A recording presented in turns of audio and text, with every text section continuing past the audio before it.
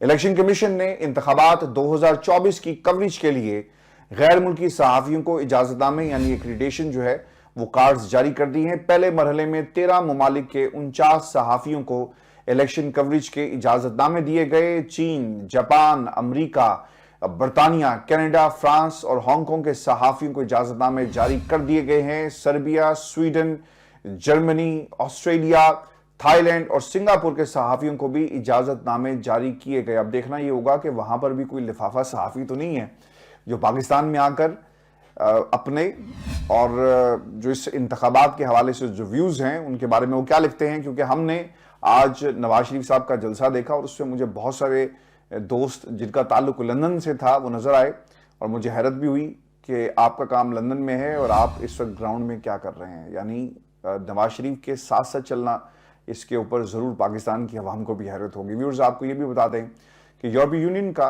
Commonwealth ममालिक के वफूद भी इलेक्शन का मुशाहिदा करने के लिए आएंगे। आम इंतखाबात के लिए तकरीबन 136 गैर मुल्की सहाफ़ियों ने कवरेज के लिए दरखास्तें दे रखी हैं। बकिया गैर मुल्की सहाफ़ियों को प्रोसेस मुकम्मल होने पर इजाज़तनामे जो हैं वो जारी कर दिए जाएंगे।